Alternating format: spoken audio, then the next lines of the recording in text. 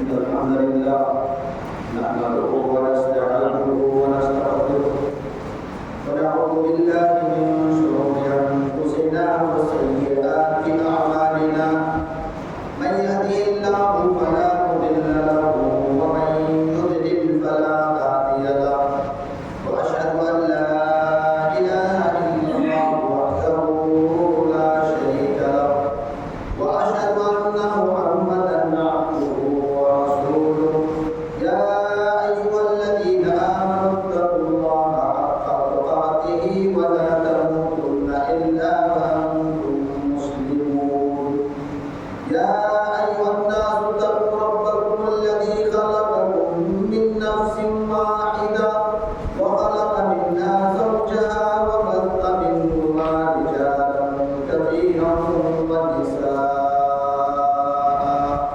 واتقوا الله الذي تساءلون به والأرحام إن الله كان عليكم رقيبا يا أيها الذين آمنوا اتقوا الله وقولوا قولا سديدا يصلح لكم أعمالكم ويغفر لكم ذنوبكم ومن يطع الله ورسوله فقد فاز فوزا عظيما أما بعد فإن خير الحديث كتاب الله وخير الهدي هدي محمد صلى الله عليه وسلم وشر الأمور محدثاتها وكل محدثة بدعة وكل بدعة ضلالة وكل ضلالة في النار أعوذ بالله من الشيطان الرجيم بسم الله الرحمن الرحيم القرآن المجيد بل عجبوا أن جاءهم منذر منهم فقال الكافرون هذا شيء عجيب أإذا متنا وكنا ترابا ذلك رجع بعيد قد علمنا ما تنقص الأرض منهم وعندنا كتاب حفيظ بل كذبوا بالحق لما جاءهم فهم في أمر مريج أولم ينظروا إلى السماء فوقهم كيف بنيناها وزيناها وما لها من فروج والأرض مددناها وألقينا فيها رواسي وأنبتنا فيها من كل زوج بهيج تبصرة وذكرى لكل عبد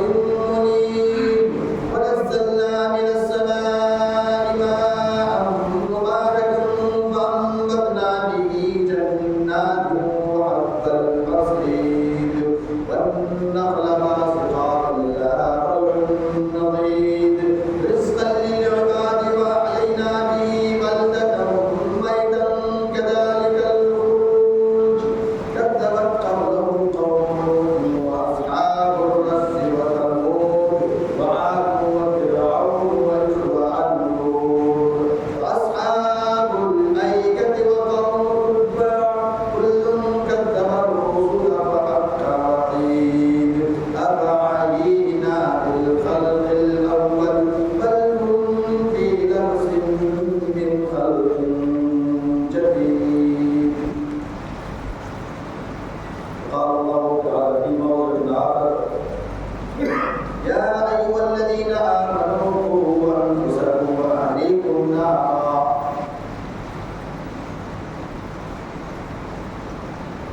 تمام قسم کی تعریف و توصیف بڑائی و بزرگی حمد و ثنا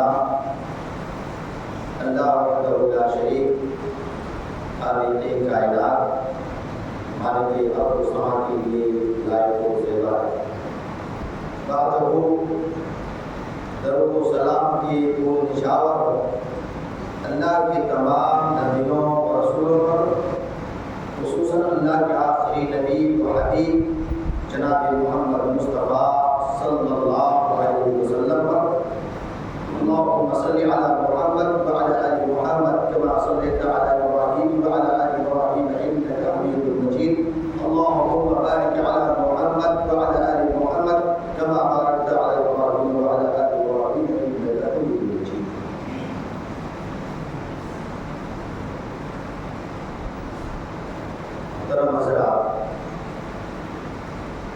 یہ بات سبھی کو معلوم ہے کہ اللہ تعالیٰ نے ہماری اور آپ کی تخلیق جو فرمائی ہے مقصد کو اور اللہ تعالیٰ نے اس کی وضاحت بھی سورہ ذاریات آیت نمبر 56 پہ کر دیا ہے. فرمایا وما خلقت الجن والانس الا لیعبدون. اور یہ جو دنیاوی زندگی ہے یہاں سے ہر ایک کو جانا ہے. کتنے آئے چلے گئے اور جو آئے ہوئے ہیں انہیں جانا ہے اور جو آنے والے ہیں وہ بھی جانے والے. کسی کا ٹھہراؤ یہاں نہیں. ایک مسافر کی طرح خود پیارے نبی صلی اللہ علیہ وسلم نے حضرت عبداللہ ابن عمر کے کاندھا پکڑ کر کے کہا تھا کن فی الدنیا کأنک غریب او عابر سبیل. دنیا میں زندگی ایسے گزارو جیسے ایک مسافر آدمی یا کوئی اجنبی آدمی جس کے پہچان نہیں. مسافر آدمی کہیں آرام کے لیے درخت کے نیچے یا کہیں بھی آج کل ہوٹل میں ٹھہرتے پھر وہاں سے نکل جاتے ہیں یا اسٹیشن پہ جب گاڑی کے انتظار میں مسافر رہتا ہے تو مسافر خانے میں یا پلیٹ فارم کے اندر کہیں بھی وہ انتظار کرتا ہے اور اس جگہ کو اپنی منزل نہیں سمجھتا. اس کی منزل وہاں ہوتی جہاں کا وہ ارادہ کیے ہوئے. یہ دنیا کی زندگی ہمارے لیے ایک طرح سے مسافر کی زندگی ہے, مسافر کی طرح. یہاں سے سب کی واپسی ہے اور جہاں واپس جانا ہے جانے کے بعد پھر اس دنیا میں نہیں آتا. اور جانے کے بعد یہ بھی یاد رکھیے دو ہی جگہ ہے, دو جگہیں جہاں سے ہمارے باپ آدم علیہ السلام نکالے گئے جسے جنت کہا جاتا ہے. وہی انسانوں کی منزل ہے, اس کا گھر ہے. لیکن اللہ تعالیٰ نے جب ان سے غلطی ہوئی اور وہاں سے نکالا تو فرمایا کہ آدم جاؤ, زمین پہ تجھے ہم بھیج رہے ہیں. اور یہ زمین پیارے نبی صلی اللہ علیہ وسلم نے خود فرمایا الدنیا سجن المومن و جنت الکافر. مومنوں کے لیے قید خانہ, یہ جیل ہے اور جیل میں آرام نہیں, ٹینشن ہے. جیل میں کسی کے ماتحت آپ کو رہنی پڑے گی, جیل کے اندر پریشانیاں ہیں. اور اللہ تعالیٰ نے خود کہا بھی ہے ہم تجھے یوں ہی جنت نہیں دے دیں, آزمائیں گے, امتحان لیں گے. تم سے قربانیاں ہم چاہتے ہیں اور چاہیں گے تجھے قربانی دینی پڑے گی. اور خود اللہ نے کہا ان اللہ اشترى من المؤمنین انفسهم واموالهم بان لهم الجنہ. اللہ تعالیٰ نے انسانوں میں کس سے مومنوں سے خرید و فروخت جنت کا کر لیا. جنت جانا ہے, آؤ سودا کرو. کس چیز کے بدلے میں؟ تم اپنی جان دو, تم اپنا دولت اور مال دو. مال اور جان کے بدلے میں ہم نے جنت کا سودا کیا. اگر جنت جانا چاہتے ہو تو مال کی قربانی دینی پڑے گی.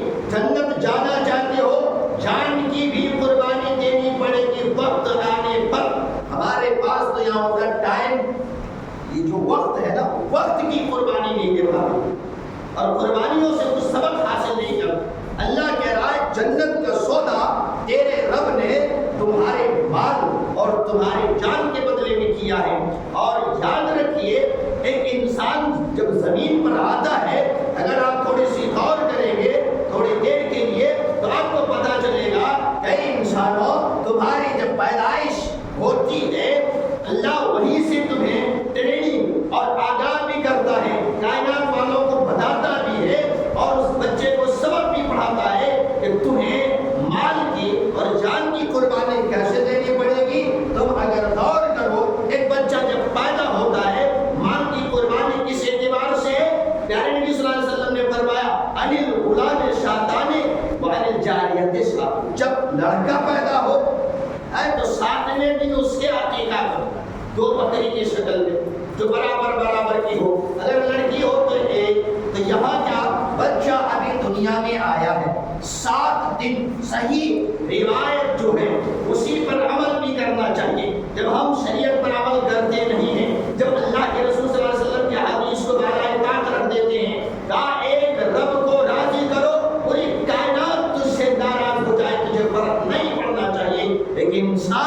اللہ کو ناراض کرتا ہے لوگوں کو خوش کرتا ہے.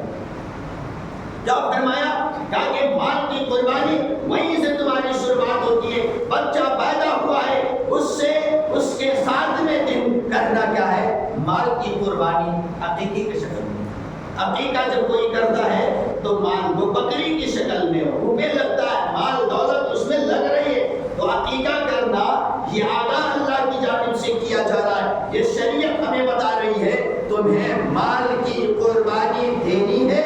اور ابھی زمین پہ آیا نہیں، رب نے اپنے نبی کے ذریعہ تمہیں کہلوا بھیجا کہ 7ویں دن سے اس بچے کو ٹریننگ دی جائے کہ 7ویں دن سے تمہارے مال کی قربانی شروع ہو.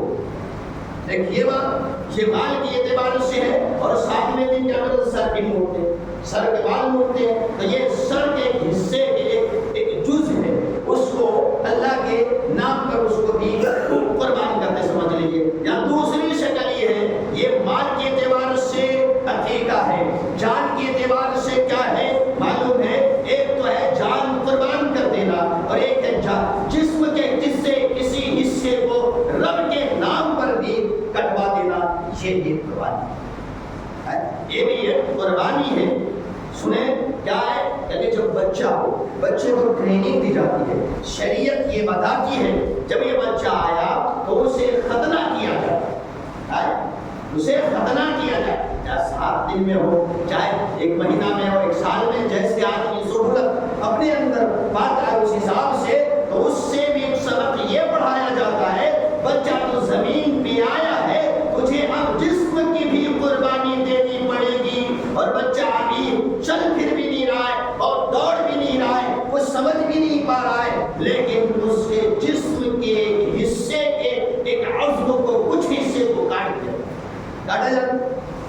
جب مسلمانی جسے ہم لوگ کبھی کہتے ہیں، مطلب یہ نہیں کہنا چاہیے، ختنہ جب کرتے ہیں تو ختنے میں بچے کے اس شرمگاہ کے ایک حصے کو، معمولی چمڑے کو کاٹا جاتا ہے. وہیں سے یہ بھی ٹریننگ ہے.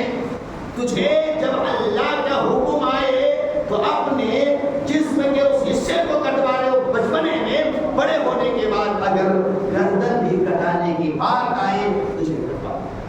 یہ اللہ نے سبق پڑھایا اور ان بچوں کو کہا وہیں سے ٹریننگ دو، وہیں سے سبق پڑھاؤ کہ بچہ تمہاری ٹریننگ ایسے شروع ہو گئی.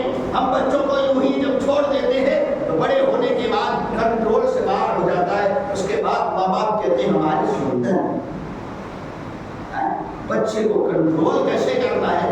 اللہ تعالیٰ نے خود کہا بھی ہے کہ وقت وقت پر اس سے کام لو، اس کو کچھ سمجھاؤ. ایک حدیث دیکھیے، اس حدیث کو امام بخاری صحیح بخاری کے اندر کتاب الزکات میں ذکر کیا. حدیث نمبر 1485 ہے. حدیث کے راوی ابو ہریرہ رضی اللہ تعالیٰ عنہ، وہ کہتے ہیں پیارے نبی صلی اللہ علیہ وسلم کے زمانے کھجوریں جب پک کے تیار ہو گئی، درختوں پر جو کھجور آئے تھے اس کے جو حصہ زکات کی شکل میں نکل رہا تھا، اس کو لوگ جب نکالنے لگے کھجور کاٹتے وقت کا ادھر سے لاتا کچھ کھجوریں، ادھر سے لاتا. مسجد نبوی میں پیارے نبی صلی اللہ علیہ وسلم بیٹھے ہوئے تھے اور وہی آپ کے سامنے دو لا کر کے رکھتے یہ ہمارے کھجور اتنے ہوئے، اس میں سے زکات نکلے، ادھر سے ہوئے ادھر، ادھر سے ہوئے ادھر رکھ دیا. ایک یہ بات یاد رکھیے، اس صحابہ کرام کی کیا زندگی تھی کہ جو حصہ غریبوں، مسکینوں، یتیموں اور دیگر جو بھی اس کے مصارف ہیں وہاں جو خرچ کرنے کا ہے اس کو اپنے گھر میں رکھنا نہیں، جلدی سے جمع. اور ہم لوگ کیا کرتے ہیں، جو اپنا حصہ ہے وہ تو رکھنا ہے، دوسرے کا بھی حصہ نہیں ملا، کچھ اس میں سے نکال دیے. وہیں سے ہمارے وہ ایک طرح سے بےایمانی کہہ لیا جائے یا کہ دل میں کھوٹ کہہ لیا جائے، دوسرے کا حق مارنا شروع ہو جاتا ہے. سارے کرام لالا کر کے رکھ لیں تاکہ ڈھیر جیسے حتیٰ یسیرا صومت منہا، کھجور کے ایک ڈھیر بنے. حدیث کے الفاظ ہے، حضرت ابو ہریرہ بتاتے ہیں وَجَعَلَ الْحَسَنُ وَالْحُسَيْنُ يَلْعَبَانِ بِذَلِكَ التَّمْرِ. حسن اور حسین چھوٹے چھوٹے تھے. پیارے نبی صلی اللہ علیہ وسلم نے کیا کہا، یہ میرے تو پھول ہے، نانا تھے، نانا تھے. پیارے نبی صلی اللہ علیہ وسلم کی لاڈلی بیٹی فاطمہ کے دونوں بچے تھے. ایک مرتبہ اتنی محبت کرتے تھے، ایک مرتبہ خطبہ دے رہے تھے، ماں نے لال لال جبہ سرخ رنگ کے جبہ پہنا دیا اور کہا کہ جاؤ بابو، کہا جانا مسجد نبوی میں جو جمعہ کا دن ہے آج تیرے نانا کی تقریر ہو، خطبہ دیں گے، بچے جلدی نہائے دھلے لال لال رنگ کے سر کہتے ہیں جبہ پہنا دیا، آنے لگے، چھوٹے چھوٹے بچے چلے آ رہے ہیں، اب چل رہے تو جبہ میں پھنس جا رہے، جگہ جائے، پھر اٹھ رہے، پھر چلے آ رہے، کہاں چل رہا ہے؟ ڈائریکٹ آگے چل رہا، نانا کا خطبہ ہو رہا ہے، کتنی محبت، وہ نانا نے دیکھا، وہ نانا کون ہے؟ پیارے نے کس طرح آپ نے دیکھا ہمارے چھوٹے چھوٹے دونوں آ رہے ہیں نماز، گرتی بجرتی آ رہے، گر رہے اٹھ رہے، گر رہے اٹھ رہے، آپ نے خطبہ چھوڑ کر کے دونوں سے آپ نے کہا تھا اس کو یہ مال اور اولاد تو کتنا ہے، آزمائش ہے، نہیں رہ سکتے، تو وہ دونوں بچے پیارے نبی صلی اللہ علیہ وسلم کے پاس بیٹھے ہوئے تھے چھوٹے چھوٹے، اور لوگ کھجور لا لا کر کے وہ جمع کر رہے تھے، ٹھے ہو گئے، کھیلنے لگے کھجور، چھوٹے چھوٹے بچے تھے، ایک کھجور ادھر سے ادھر کر وہ ادھر سے پھینک رہے، ادھر سے پھینک رہے، جیسے ہوتے زیادہ کھجور ہوتے ایسے کھیل رہے تھے، فجعل احدهما فاخذ احدهما تمرا فجعل فی ان میں سے ایک نے، یا تو حسن نے یا حسین، دونوں میں سے کوئی ایک بچہ اس نے کھجور کھایا، اٹھانے کے بعد کیا کیا؟ اس کو منہ میں ڈالا، کھجور تو کھانے کی چیز ہے، بچہ چھوٹا سا ہے، ننھا سا بچہ ہے، بڑا پیارا لاڈلا ہے، کھیل رہے تھے، اسی میں منہ میں کھجور ڈالا۔ کھجور کھا لینا ایک چھوٹی سی بڑی بات نہیں، لیکن معاملہ کیا، آپ نے سبق کیسے پڑھایا، آپ نے کیسے اس چیز سے روکا، جہاں غلط ہو کہ اپنا بھی لاڈلا ہو، جہاں غلط ہو اپنا بھی کوئی ہو چھوٹا ہو، اس کو بھی برائی سے بچانا ہے، یہیں سے اولاد کی تربیت شروع ہوتی ہے۔ ایک نے منہ میں کھجور ڈالا کھانے کے لیے، بخاری کے الفاظ ہیں فَنَظَرَ إِلَيْهِ رسول اللہ صلی اللہ علیہ وسلم فَأَخْرَجَهَا مِنْ فِيهِ، آپ صلی اللہ علیہ وسلم کی نظر پڑ گئی، بچے کے منہ میں نظر پڑ گئی کہ ایک کھجور بچے نے منہ میں ڈال دیا، آپ کی نظر جیسے پڑی آپ نے انگلی ڈال کر کے منہ سے کھجور نکالا۔ غور کیجیے، ایک کھجور ہے، بچے نے کھا لیا، اور کھجور کھانے میں کیا بولے گا، کھجور حلال کھا لی، لیکن آپ نے، اور بخاری کی دوسری روایت حدیث نمبر 1491 پہ آپ نے کہا کر کر، دیگر لوگ آپ نے کر کر، جو بھی ہو لیا تو رہا، آپ نے یہ بات اس لیے کہ جیسے بچہ جب چھوٹا بچہ ہوتا ہے کہ اگر مٹی وغیرہ کھانے لگتا ہے، بڑے آپ نے دیکھ لیتے کیا کہتے ہیں چھی چھی، اسی طرح وہ الفاظ میں آپ نے کہا نہیں کھا لیے، وہ اس لیے کہا چھی چھی تاکہ بچہ اس کو باہر گیا۔ یہ بخاری کی دوسری جگہ کی بات، اور اس میں ہے کہ آپ نے منہ سے، آپ نے ہو سکتا کہا دونوں میں تطبیق یہ، آپ نے کہا چھی چھی جو کھایا اس کو باہر کرو، بچہ اور اسی کے ساتھ آپ انگلی بھی ڈال دیے منہ میں اور نکال لیے، دونوں حدیثوں میں کوئی تعارض بھی نہیں، اور آپ نے چھی چھی کرتے ہوئے انگلی ڈال کر کے منہ سے نکال۔ کھجور کھانے نہیں، کھجور کھانے نہیں ہے، کیوں؟ اس کے بعد آپ نے جملہ سنیے، اس کے بعد آپ نے کیا اس چھوٹے سے بچے کو سبق پڑھایا، آپ نے کیا کہا، اما تعلم ان آل محمد لا یأکلون الصدقہ، کہ تجھے نہیں معلوم ایک چھوٹا سا بچہ ہے، آپ نے کیا کہا، تجھے نہیں معلوم محمد کی آل اولاد اس کے لیے صدقہ کا مال کھانا حرام ہے، صدقے والی چیز، زکات والی چیز محمد کی آل اولاد کے لیے جائز نہیں ہے کہ تم کھاؤ۔ ایک چھوٹا سا بچہ ہے، ایک کھجور منہ میں ڈال لیے ہے، لیکن آپ نے کہا یہ حرام چیز ہے، غلط ہے۔ ایک چھوٹے بچے کے پیٹ کے اندر جب پیارے نبی صلی اللہ علیہ وسلم کہا کہ جب تمہارے لیے حرام ہے تو اس کو کیوں تم اندر کرے گا، باہر انگلی سے نکال دیا۔ یہاں ایک سبق یہ پڑھانا ہے، تمہارے بچے جب غلط کرے، تمہارے بچے غلط کھائیں، تمہارے بچے غلط بولے، آج کل کے زمانے میں تمہارے بچے جب موبائل لے کر کے غلط چیزیں دیکھے، گانا دیکھے، سنے، فلمیں دیکھے، اور ایسی چیزیں جو گناہ کے کام ہیں، اگر وہ دیکھتے ہو تو تمہیں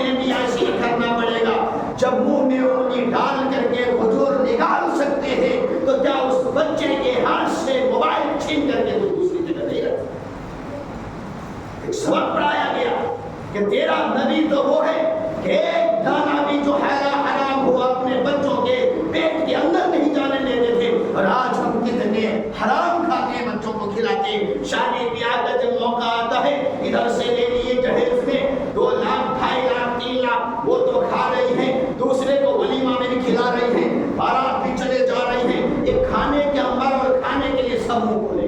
ایک بچہ سے سبق سیکھیے.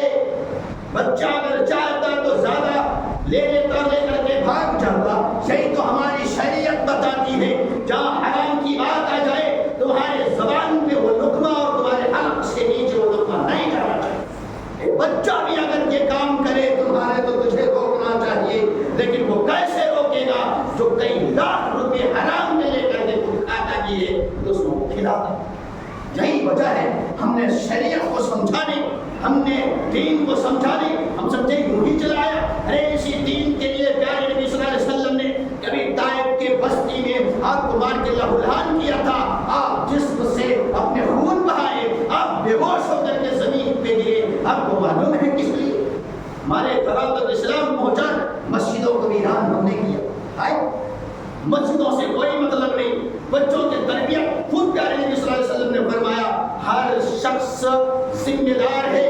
بخاری کی روایت ہے, آپ نے فرمایا کلکم راع و کلکم مسئول عن رعیتہ. اللہ پوچھے گا. بخاری کے اندر حدیث نمبر 5200 ہے. اللہ پوچھے گا کہ تو ذمہ دار تھا گھر کا, تو باپ تھا, گارجین تھا, تو نے بچے کی تربیت اور گھر کی دیکھ ریکھ میں کیا رول ادا کیا رول ادا کیا؟ پیارے نبی صلی اللہ علیہ وسلم کی حدیث بھی ہے. بچوں کے سلسلے میں تھوڑا سے آپ کو چوکنا رہنے پڑے گی. وہ کس طرح آپ نے کیا سبق پڑھایا؟ ابو داؤد کی روایت ہے. اس حدیث کو امام ابو داؤد نے اپنے سنن کے اندر کتاب الصلاۃ میں ذکر کیا. حدیث نمبر 495 حدیث مشہور اور صحیح روایت ہے. علامہ البانی نے کہا حسن صحیح. یہ فرمایا آپ صلی اللہ علیہ وسلم نے مروا اولادکم بالصلاۃ وهم ابناء سبع سنین. جب بچہ 7 سال کا ہو تو اسے نماز پڑھنے کا حکم دو, نماز پڑھنے کو کہو. وَاضْرِبُوهُمْ عَلَيْهَا وَهُمْ 10 سنین, ابناء 10 سنین. اور جب بچہ 10 سال کا ہو جائے تو اس بچہ اگر نماز نہیں پڑھتا, کوتاہی کرتا ہے, اسے ضرب کرو, اسے ڈانٹ ڈپٹ کرو, مارو بھی, اس کے ساتھ سختی کا برتاؤ کرو اور اس کو نمازی بناؤ. کون نمازی بنائے گا؟ جو باپ نمازی ہوگا وہ نا. کون نمازی بنائے گا؟ جو ماں نمازی ہوگی وہ نا. جب باپ بے نمازی, باپ بے نماز کہتے ماں بے نمازی, بچے کو نماز پڑھنے کو کون دے؟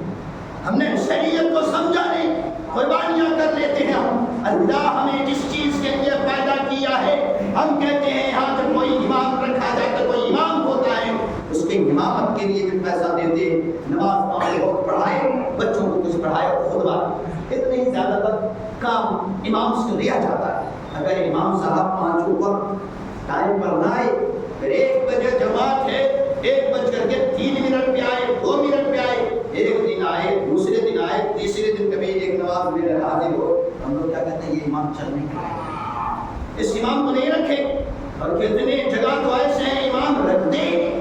جس گاؤں میں امام نہ ہو اس گاؤں کے ایک طرح سے تو گاڑی آپ کے یہاں ہو کہتے بس ہو, لیکن ڈرائیور نہیں, آپ کو صحیح رہنمائی کرنے والا نہیں. آپ کے بچوں کو ایک ایسی شخصیت ہونی چاہیے جب آپ دیکھیں تو ان کا احترام کریں. آپ کے ہاتھ میں اگر غلط چیز ہو, کھینی, بیڑی, سگریٹ, تمباکو, گٹکا, یہ سب تو اس کو دیکھ کے آپ چھوڑ دو. ایسا ہونا چاہیے. اگر آپ کے اوپر کوئی ذمہ دار ہے, مسجد کے ممبر اور محراب سے کچھ پیغام دیتا ہے, تو آپ کے دل کے اندر کچھ بیٹھے. ورنہ اگر دلوں سے امام اور عالموں کا رتبہ اگر ختم ہو گیا تو پھر ہم رہ نہیں سکتے, ہم رک نہ سکیں. پیارے نبی صلی اللہ علیہ وسلم نے کیا فرمایا؟ 10 سال کا ہو جائے بچے کو نمازی بناؤ. ماں باپ نمازی ہے, سوال یہ ہے اللہ نے پیدا کیا کس لیے؟ اپنی عبادت کے لیے. ابھی ہم کیا کہہ رہے تھے, امام صاحب اگر اپنی ذمہ داری نہ نبھائے تو کوئی گاؤں کا آدمی باہر سے امام کو لا کر کے 8-10 ہزار دے گا اور سے بدل دے گا. یہ امام صحیح ڈیوٹی نہیں دے گا, صحیح ڈیوٹی نہیں دے گا, اس لیے بدل دے. کھلاتا ہے ایک دن باری کے مطابق 100 روپیہ 200 روپیہ سے ایک مہینہ دیتا ہے, اس میں کہتا ہم نہیں دیں گے, بدل دے. کبھی سوچا ہے کیا آسمان سے بارش ابھی رک گئی ہے؟ نہیں ہو رہی ہے۔ کیا کھیتیاں کر سکتے؟ نہیں۔ آسمان سے بارش کون نازل کرتا ہے؟ اللہ۔ ہوائیں کون چلاتا؟ ہوا روک دے، گرمی ہو جائے، پسینے میں شراب ہو جائے، بے چینیاں۔ یہاں کی روشنی کس نے دی ہے؟ رگوں میں جو خون دوڑتا ہے کس نے بنایا ہے؟ یہ زبان بولنے کی صلاحیت دی کس نے دی ہے؟ ہاتھ جو ہمارے آپ کے چلتے ہیں یہ بنایا ہے وہ کس نے؟ پاؤں کس نے دی؟ عقل و شعور سے کس نے نوازا؟ آپ کو کمانے کی آئیڈیا اور عقل اور یہ تمام چیزیں کس نے دی؟ سب دی ہوئی چیزیں اللہ کی ہے، اور اللہ نے جس مقصد کے لیے پیدا کیا ہم اس مقصد میں کامیاب ہے۔ دنیا کے ہر کام انسان کرتا ہے، صبح سے لے کر کے شام تک دوڑتے رہتا ہے، اس کے لیے وقت نکلتا، اسے پوچھے نماز پڑھتا اللہ ٹائم نہیں۔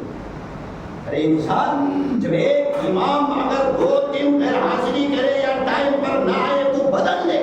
اللہ تجھے کھلاتا بھی ہے، پلاتا بھی ہے، تمہاری دیکھ ریکھ بھی کرتا ہے۔ وہ چاہے تو زمین کو ہلا دے، دھس کے ہی ختم ہو جاؤ، وہ چاہے ہوائیں روک دے تو گھٹ کر کے مر جاؤ، وہ چاہے دھوپ اتنی تیز نکال دے اور تمام طرح کے ہواؤں کو بند کر دے، تمہاری سانسیں، لیکن وہ تجھے کھلا رہا ہے اور پلا رہا ہے۔ کبھی سوچا کس بنا پر وہ ہمیں کھلا؟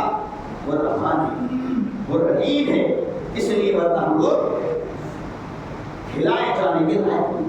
کتنے ہیں جو عبادت کرتے ہیں؟ ہم نے کبھی اس جگہ کے کہتے ہیں اہمیت کو سمجھا؟ یہ اللہ کا گھر ہے، کیا اس گھر کی طرف کوئی چلتا ہے؟ وہ رب کا مہمان ہو۔ ایک شادی میں دعوت دے دے، آدمی دوڑتا بھاگتا کہ نہیں دعوت ملی ہے وہاں سے مجھے جانے ہے اور وہاں جا کے کھانا کھائیں گے۔ اللہ کے یہاں دعوت ملتی ہم لوگ آتے ہیں۔ زمین کے جتنے گھر ہیں، جتنے حصے، جتنے خطے ہیں، ان تمام حصوں میں سب سے احق البلاد اللہ مساجدھا، مسجدیں۔ اس جگہ دعوت دی جاتی ہے، آؤ رب کا مہمان بنو۔ ہم لوگ رب کے مہمان بننے کے لیے کتنے بے وقوف انسان ہیں۔ انسان کی عقل جس کے لیے اللہ کے نبی صلی اللہ علیہ وسلم نے فرمایا کلما قضا رہا، جب کوئی بھی بندہ صبح یا شام مسجد کی طرف جاتا آپ اللہ جنت میں اس کے لیے مہمان نوازی کا سامان ہی ہوتا ہے۔ کہیں سے مہمان آنے والا ہوتا ہے تو ہم لوگ کچھ مٹھائی میں آئے، کچھ ناشتہ، کچھ یہ بھی چکن بڑا ڈنڈا جتنے انتظام کر سکتے ہیں کہ نہیں وہ مہمان آ رہے ہم میزبان اپنے گھر میں اس مہمان کی مہمان نوازی بڑھیا سے کرتے ہیں، میزبان اچھا بنتے ہیں۔ اللہ کہہ رہا ہے یہ میرا گھر ہے، یہاں آؤ تو مہمان میرا ہوگا اور میزبان تیرا گھر ہوگا۔ کتنی خوش قسمتی کی بات ہے۔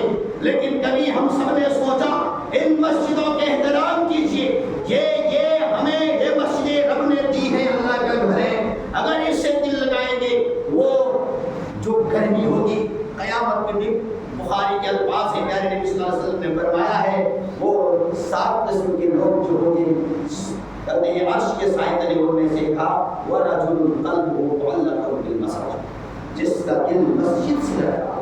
اس لیے مسجد سے دل کو لگائیے، بچوں کو بھی لائیے، صحیح تربیت کیجیے۔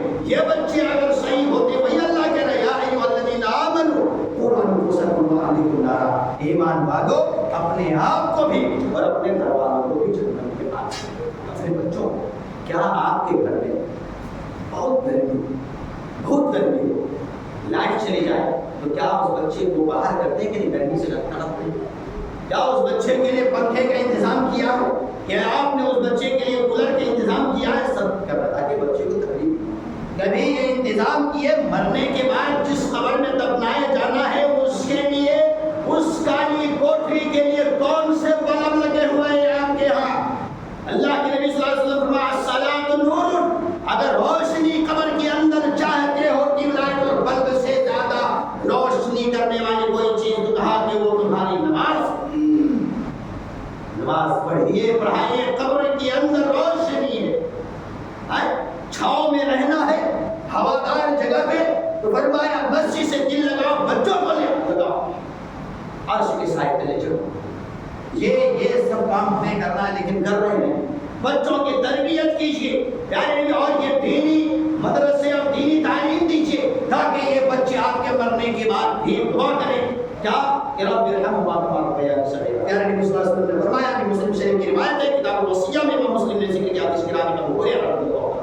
کیا کہا جب انسان مر جاتا ہے سارے عمل منقطع ہو جاتا ہے، نماز نہیں پڑھ سکتے، روزہ نہیں رکھ سکتے، نیکیاں نہیں پہنچ رہی، لیکن کچھ نیکیاں پہنچتی، ان میں سے ایک آپ نے فرمایا ولد صالح یدعو، آپ نے اگر بچے کو نمازی بنا دیا، آپ نے بچے کو قرآن کی تعلیم، دین کی تعلیم، اور اسی لیے ہم کہتے ہیں اپنے بچوں کو عالم دین بنا، اپنے بچوں کو دینی تعلیم دو۔ مر جاؤ گے امام ہم بھی آپ کے جنازے میں کھڑا آگے ہو سکتے ہیں، لیکن ایک بچہ ایک بیٹا جو جنازہ پڑھانے کے لیے باپ کی لاش آگے ہو، میت کی شکل میں باپ سویا ہوا ہو اور بیٹا جب اللہ کو اکبر کہے گا۔ ہم نے کتنوں بچوں کو بیٹوں کو دیکھا جنازے پڑھاتے ہوئے، نماز جنازہ میں شرک کیا، دل کا تھا کہ دائی سے دعا کرنے والا کون ہے؟ کہاں قبر کے اندر اندھیری کوٹری ہوگی، یہ بچہ آپ کا کھڑا ہوگا امام بن کر کے، رب سے کہے گا اللہ آج تک یہ میرا باپ تھا، میرے لیے جنت کا بہترین دروازہ تھا، آج یہ دنیا سے چل بسا، اللہ میرا سر کا سایہ اٹھ چکا ہے، لیکن اللہ یہ تیرے حوالے میں کرنا پڑا۔ اچھا آپ کروے گا، کہے گا رب ارحمہما کما ربیانی صغیرا، کیا یہ چاہتے ہیں کہ میرا بچہ جب چلے تو آسمان سے اڑتے ہوئے فرشتے آئے اور اپنے پروں کو آپ کے بچے کے راستے میں بچھا ہے؟ کیا فرمایا پیارے نبی صلی اللہ علیہ وسلم نے؟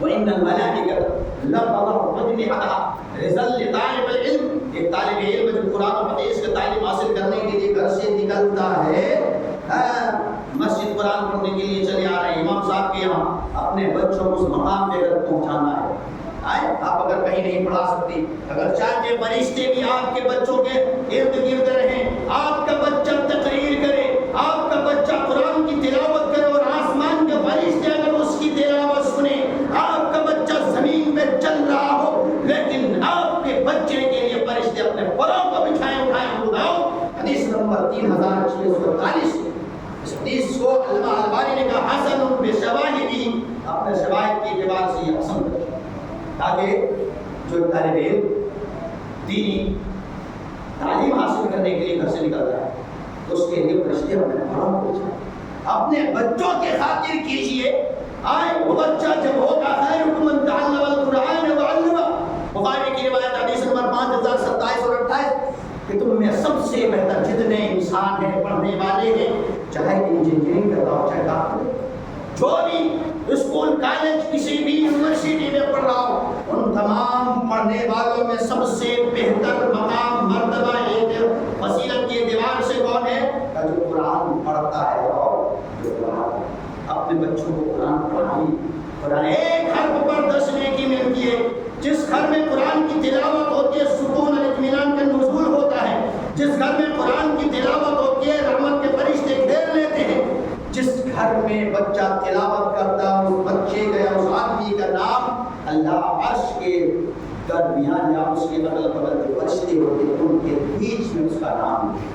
آپ نہیں چاہتے ہمارے بچے کا نام اللہ تعالیٰ لے، اگر آپ چاہتے میرے بچے کا نام میرا پروردگار لے، ایک صحابی رسول سے آپ نے کہا تھا صحابی رسول پڑھو، کہا تو اللہ کے رسول، کہا کہ تیرا نام آسمانوں میں رب کو لیتے ہیں سنا، تیرے رب نے آسمان میں تیرا نام لیا ہے۔ وہ صحابی رونے لگے اور کہا تھا میرا نام اگر ہمارا رب دے کتنا بڑا، ارے دنیا میں کوئی Pradhan Mantri M L A ہو جائے کسی اسٹیج میں کسی کا نام لے لے کہ جیلیا کاٹ کا پڑا ہے تو آدمی کتنا اس کو دیکھنا چاہے گا، کتنا مقام والا اس کا نام بڑا لے رہا ہے، اور کوئی کائنات کو جو چلا رہا ہے وہ اگر نام لے، یہ بڑی بات نہیں۔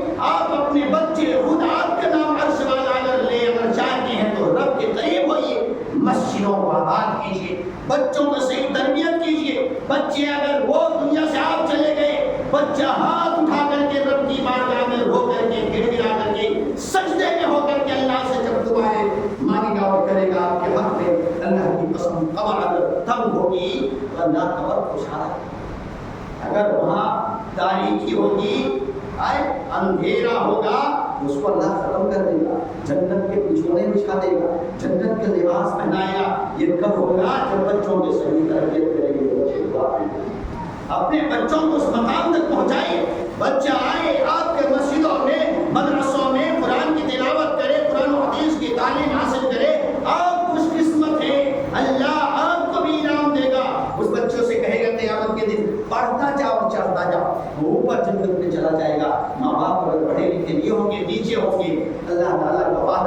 کہ ہم اس کی ضروریت کو بھی اسے دلائیں گے. تو اللہ کسی بھی اوپر والے کو نیچے نہیں لائے گا بلکہ نیچے والے کو اوپر لے جائے گا. آپ جنت کا مقام چاہتے ہیں تو اپنے بچوں کو پڑھائیے, خود بھی پڑھیے, گھر کے ماحول کو صحیح کیجیے, اللہ سے ڈریے اور اپنے آپ کو اور اپنے گھر والوں کو جہنم کی آگ سے بچائیے, ورنہ رونا گڑگڑانا پڑے گا. آج ایک بار توبہ کریں گے, اللہ وہی تو دیکھنا چاہتا ہے. کوئی ایک بار مجھ سے کہہ دے اللہ اتنے سالوں تک نماز چھوڑ دی ہے, اتنے گناہ کی اللہ میں معافی چاہتا ہوں. رب تو اپنے دائیں ہاتھ کو پھیلا کر کے صبح سے شام تک رہتا ہے, روزانہ رات کے آخری خط میں اعلان کرتا ہے کوئی جو گناہوں کی بخشش طلب کرے, گناہوں سے معافی مانگے, تیرا رب معاف کرنے کے لیے تیار ہے. کیا ہم میں سے کوئی ایسا نہیں ہے؟ وہ خالق ہمیں پکارتا ہے, ایک بار صرف کہہ دو اللہ غلطی ہو گئی, تمہارے سارے گناہوں کو میں نیکیوں میں بدل دوں. ایک بار بھی ہم نہیں کہہ سکتے. کتنا کٹور ہمارا دل ہو گیا. ہمارا دل کیوں نہیں جلتے بسیجتا ہے, کیوں نہیں روتے کھڑے ہوتے ہیں؟ قرآن و حدیث کی باتیں سن کر کے, واقعات سن کر کے, تقریریں سن کر کے, حدیثیں سن کر کے, اگر دل لرزدہ نہیں ہے تو کہیں رب کی طرف سے دل میں مہر تو نہیں لگ گئی. توبہ استغفار کیجیے میرے بھائیو, عالموں کی عزت کیجیے, امام کی عزت کیجیے, امام رکھیے, بچوں کو پڑھائیے, خود پڑھیے, نمازی بنیے, بچوں کو پڑھائیے. انشاءاللہ یہ ٹائم بہت زیادہ ہو گیا, اس لیے معافی میں چاہتا ہوں. باتیں کافی ہیں لیکن کہنا ایک پیغام بھی دینا ہے. جیسے ہم سب دنیاوی چیزوں میں بھاگتے نظر آتے ہیں لیکن اللہ کے لیے ہمارے پاس ٹائم نہیں, نہ پیسے دینا چاہتے ہیں, نہ ہم وقت دینا چاہتے ہیں, نہ مسجدوں کا آباد کرنا چاہتے ہیں, نہ دین کے معاملے میں. یہ بارش رک گئی ہے, توبہ استغفار اگر نہیں کریں گے تو بارش رکی رہے گی. توبہ استغفار ایک بار کہہ دو اللہ موسلادھار بارش نازل آسمان سے. یہ ہماری دعاؤں اور ہمارے کیا کہتے ہیں وہ نتیجہ اگر دعا کر کے رب دے گا, استغفار کریں گے, معافی طلب کریں گے, رب کا وعدہ ہے کہ ہم آسمان کو برستا ہو تمہارے اوپر چھوڑیں گے. ورنہ اگر گناہ پہ گناہ کرتے جائیں گے, بارات جائیں گے, جہیز لیں گے, ایسے کریں گے, ڈی جے بجائیں گے, نماز چھوڑیں گے, بچوں کو یوں ہی بے لگام چھوڑ دیں گے, وہ بارش کے قطرے بھی رک جائیں گے. اس کے لیے لوگوں ہمیں ان واقعات اور ایسے موسموں سے وہ عبرت حاصل کرنی چاہیے. جو گرمی جو ہے جہنم سانس کی گرمی ہے, جب اس گرمی کی وہ برداشت نہیں کر پا رہے تو جہنم سانس لے رہی ہے اور جہنم میں ڈالے جائیں کیسے برداشت کرتے ہیں. اس کے لیے آخرت کی تیاری کرنی ہے اور سب کو آخرت کے لیے ہی پیدا ہم سب کیے گئے ہیں اور آخرت کہ ہمیں سفر میں نکلنا, اس لیے اس قبرستان کے لیے تیاری کریں. اللہ سے دعا کرتے بارے اللہ ہم سب تیرے بندے ہیں, گنہگار ہیں, اللہ ہمارے گناہوں کو معاف کرنا دے, اللہ بچوں کی صحیح تربیت کرنے کی توفیق عطا فرما, اللہ مسجدوں کو آباد کرنے والا بنا دے, اللہ جو نمازی ہیں انہیں نمازی بنا دے, اللہ جو دین سے بھٹکے ہوئے اللہ دین پہ چلنا آسان کروا دے, اللہ حرام مال حرام چیزوں سے پرہیز کرنے کی توفیق عطا فرما. اللہ ہم سب کو تیرے راستے میں قربانیاں چاہے جانی ہو چاہے مالی ہو چاہے جس اعتبار سے ہو, ہر اعتبار سے جو تیرے قبولیت کے لائق وہ چیز ہو, اللہ ان چیزوں کو قربان کرنے اور تیرے راستے میں ہمیں خرچ کرنے کی توفیق عطا فرما. اللہ جب تک زندہ رہے اسلام پر, خاتمہ ہو ایمان پر. آمین. تقبل یا رب العالمین. بارک اللہ لنا ولکم فی القرآن العظیم ونفعنا وإياكم بالآيات والذكر الحكيم إنه تعالى جواد كريم يحب الرؤوف.